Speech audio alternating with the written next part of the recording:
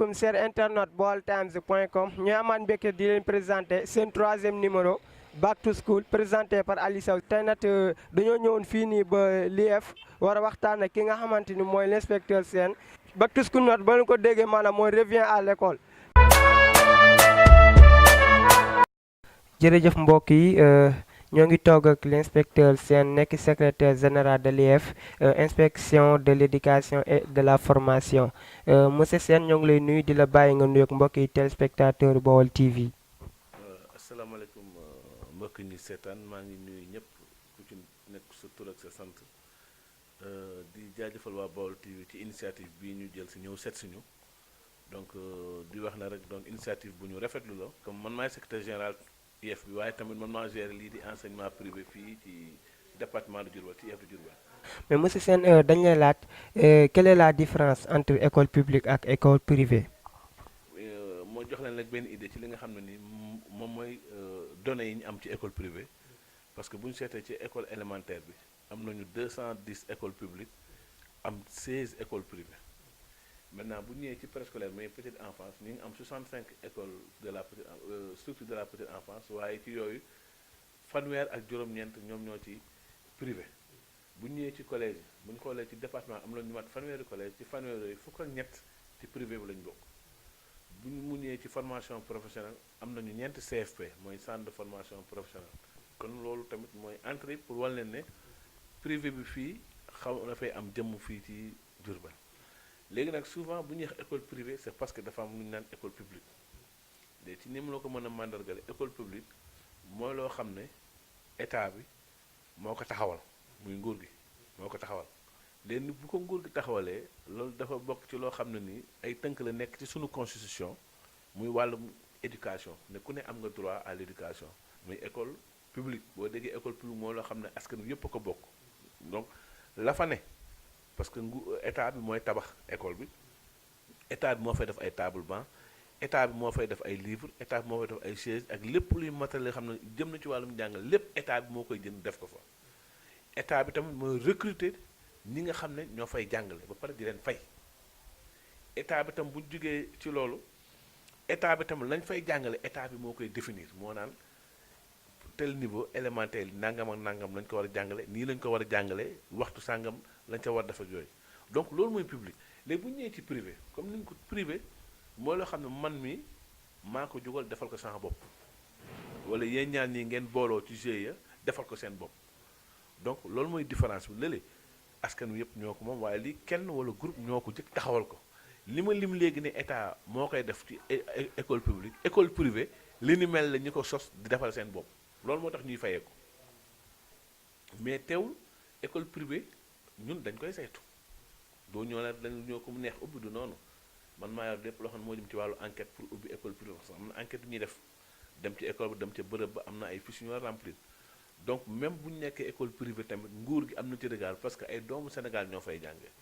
ñu mën a saytu est-ce que ñii la ñuy jàngale est-ce que méngoog naag ñun li ñuy def suñu programme ñii est-ce que conditions yi ñu jàngalee xale yi baax na ña leen di jàngal est-ce que am nañ qualification bi nangam ak nangam ak nangam beneen bi tamit boo xoolee éducation wàllum jàngale école publique jàngalkat yi fay jàngal ku ci nekk catégorie ba nga nekk boo nekkee Saint-Louis nekk fii foo nekk yéen a yor tolloo li ngeen di fayeeku maanaam boo tollee grade alors que bu dee école privée la mën nga ñëw école privée bi ñii di fay 100000 nga dem ñii di fay 45000 ñii di fay loolu parce que c'est privé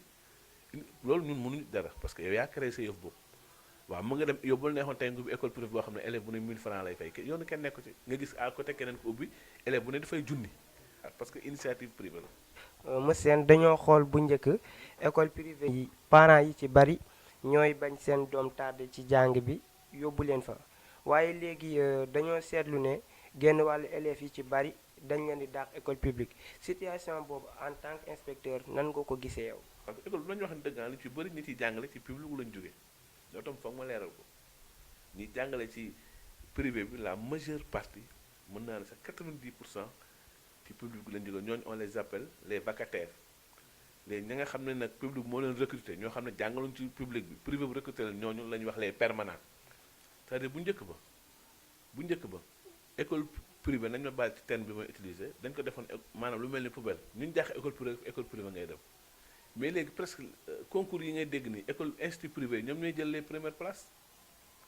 loolu bu njëkk loon bu njëkk ba ku nit sax dana am kersa ne école privée laay jàng bu njëkk ba parce que dañoo jàppoon ne école privée lépp luy mbalit ñu dàq ko ci école publique rek fa lañ jëm mais léegi ak doole bi ak ni école privée jógee ci wàllu xarañte ak yooyu gis nañ ñoo xam ne ni CI bu ñuy dal école ba ñuy def bac ci école privée la ñuy jàngee donc xam nga am na lu soppeeku donc loolu tamit dama leen ciy corriger wax leen ne am na dayoo boo xam ne école privée am na parce que léegi examen bu am dañuy calculer ñaata la ci école privée am waaw loolu nag moo tax la école privée vraiment am na apport bu mu indi ci système bi. seetlu nañ ne ba tey at bu ne école privée bu bees tijji loolu day jur concurrence bu metti entre écoles yi waaye est-ce que li jàngale bi laaj ci ay normes est-ce que privé bi moo ngi koy matal. année 2000 dañu amoon comme objectif ne balaa ñoo egg 2015 na xale bépp xale bu am at pour jàng rek at ba rek na dugg ci école léegi ñu gisoon ne xëy na école publique yi doyuñu woon léegi nag gouvernement bi encouragé la création d'école privée loolu moo tax école privée yu bëri ay GIE yi ñoo ko créé ay jàngalkat yu dem à la retraite ay jàngalkat yu dajaloo daal di koy créé ou un déclarant responsable parce que boobu état bi mënul woon tabax fépp école léegi nag ñu encouragé l'enseignement privé. souvent dañuy gis ne ay enseignants yoo xam ne ci public la ñuy nekk maanaam fonction de l'État dem di jàngalewaat ci privé yi est-ce que yaakaaroo ne xarmat bi lañ gën a farataal. waaw xam nga jamono yi ñu weesu ministre de l'éducation sunu ministre bi nga xam ne ci lañ aju génnoon na benn bataaxal benn note circulaire ci affaire boobu parce que dama constaté woon ne ñu bëri dañoo xaw a doyadal wala tuutal li nga xam ne nii mooy seen wareef jëm ci école publique bi nga xam ne mën a recruter ba pare gën a jox gëdd école privée mu indi woon coow lu rëy nag ñeneen dañ ko war a interdire naan wala ñu ko interdire parce que am na fonctionnaire dafa am loi bu ñu tënk loi boobu day wax ne yow mënoo boole si liggéey fonctionnaire ak beneen liggéey tamit foog mu leer xam nga tey mënoo ne jàngalekat nga ba pare boole ko nekk marché di jaay wala pare nekk aide-soignant et cetera donc fonctionnaire dafa am lu ko tënk te bu ñu toppoon texte yi rek am na ñu bëri ñoo xam ne ni respecté wuñ ko bay dem école privée mais comme ni ma leen waxoon ne comme c'est le même système donc loolu dafa xaw a am un peu de tolérance rek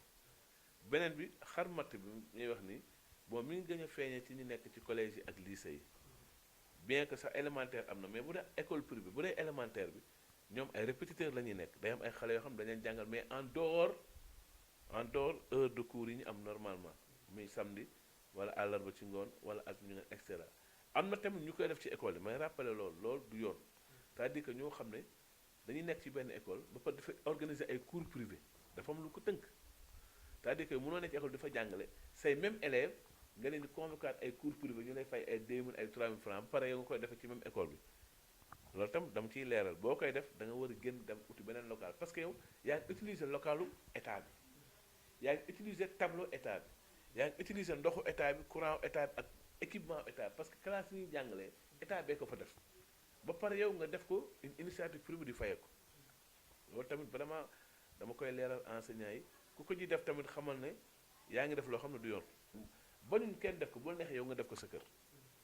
donc loolu tamit vraiment ñi ngi ciy woo nit ñi ñu sensibiliser leen. mais nag parallèlement am na il faut le dire aussi des enseignants xam dañuy def cours yooyu te duñu fayeeku dërëm am na ay professeurs vraiment dañuy encadrer élèves yi di ko defee à l'école comme à chez eux mais te duñu laaj dërëm waaw loolu daal mooy li nga xam ne ni ministre bi joxoon nañu instruction ñu saytu ko. mais relation prof beeg élèves yi doon relation yu doy waar jamono juñ toll nii comme prof bi génn ak élève wala prof boo xamante ne day dem ba élève bi yàpp ko lan mooy waral loolu. xam nga rapport élève enseignant mënoo ñëw rek ne tel li mooy cause bi nangam am parce que dafa évoluer boo seetee ñiy jàngale dañoo corps bi dafa rajeunir dangay gis prof yoo xam ne ni daanaka lu ñu magee seen élève sax bariwul muy benn ay jeunes lañ am na ñoo xam ne bu ñu ciy dugg sax taxaguñ jabar wala nekk ay jeunes léegi seen vie de garçon boobu da leen topp bien que formé nañ leen ci déontologie ak éthique ak yooyu mais par manque d'expérience ak tamit par esprit de jeunesse moo leen poussé ba souvent distance bi war a am diggante ak seen élève duñ ko am muy benn donc âge u enseignant yi muy benn deuxième chose la proximité mooy soit nga dëkk ak enseignant bi bokk ak moom koñ xam nga am na ay zone de contact social yoo xam ne da ngeen fay daje donc loolu ñun ak suñu professeur amul woon ñun dëkkuñu woon bu musaan gis sa professeur sax da ngay daw làqatu ji mais léegi il fréquente les mêmes endroits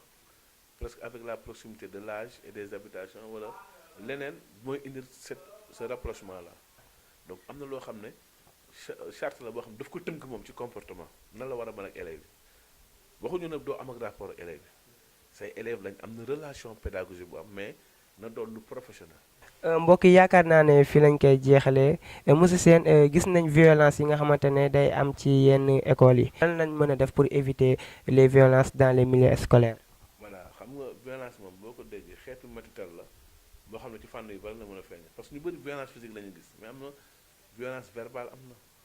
verbale ay harcèlement xam nga ay injures ay menaces lu ne. léegi nag bu ñu ñëwee ci biir école bi violence bi dafa am yoo xam ne violence intra-élève la mooy entre les élèves mais am na violence boo xam ne ni entre donc professeur wala enseignants yi ak élèves yi ou bien le milieu léegi violence yooyu ngay xool par exemple mën nga nekk ak sa élève donc mu am forme de violence booy exercer ci moom ci ay wax ci ay toroxal ci ay notes wala et cetera bon bis physique bi c'est très rare parce que souvent physique bu amee rek élève mooy dem attaquer un professeur. waaw léegi nag ni ñu ko mën a defee mooy au niveau national am na lu qu'on appelle le comité national du dialogue social léegi loolu day am démembrement ba ci école yi am nañu école yoo xam day am ay comité de sage bu mu problème amee am na conseil ma nga fa conseil d'école ma nga fa mais am na APE ensuite beneen bi mooy structure yi ñuy teg structure périscolaire yi ay parascolaire mooy ay gouvernement scolaire donc yooyu yëpp bu ñu koy def dañoo bëgg école nekk benn lieu de sécurité parce que école bu leen fàttali du xam-xam kese mais jikko tamit dañ ko fay tëgg de telle sorte que yu ci bari ñun Diourbel fii yàlla may nañu chance am nañu le collectif des principaux de collège benn association la principaux yëpp la di problème am ñu jóg sol seen dàll ci collège de dox ay tànku jàmm ay médiation récemment rek am na ñu nekkoon en mouvement de grève mais principaux yooyu ñoom ñoo jël sol seen dàll dem dox loolu léegi am na aussi li ñuy wax les cellules de veille parce que violence souvent mi ngi jëm ci jigéen ñi te xam nga ne approche genre cellule de veille yooyu am na ñu ko tuddee cellule de veille et d'alerte quoi donc di xool lan mooy li nga xam ne mën na éviter violence ci biir école bi. maa leen di jaajëfal di rafetlu émission bi parce que je pense que éducation da di secteur boo xam ne ni chaque jour ñu dégg ci lu bees lu yëngu-yëngu dafa soxal société bi. parce que def naa ne société bi li mu yor li gën a cher ñun la ko jox kon laaj na yenn saa ñu ciy waxtaan ñu mën a xam beneen bi tamit mooy que appel lay lancé ci surtout côté école privée bi parce que tamit dañoo war a respecter la réglementation donc ñoo am nañ benn association bu tudd CAPEP boo xam dañu ko teg ñun ak ñoom pour lépp loo xam ne ni accompagnement la gestion la contrôle ak suivi loolu ñun ñoo ko yor donc di rafetlu initiative bi. di nuyu téléspectateur Baol TV yëpp. jërëjëf mbokk yi li moo newoon seen émission Back to School émission bi nag dañ leen ko jagleel loon mu jëm ci wàllu éducation dégg ngeen li nga xamante ne moom la seen expliqué yaakaar naa ne leer na bu baax a baax di ñaanal ñëpp daal li moo newoon seen émission Back to School man noonu ci sama caméraman Meng jërëjëf mbokk yi ba beneen yoon.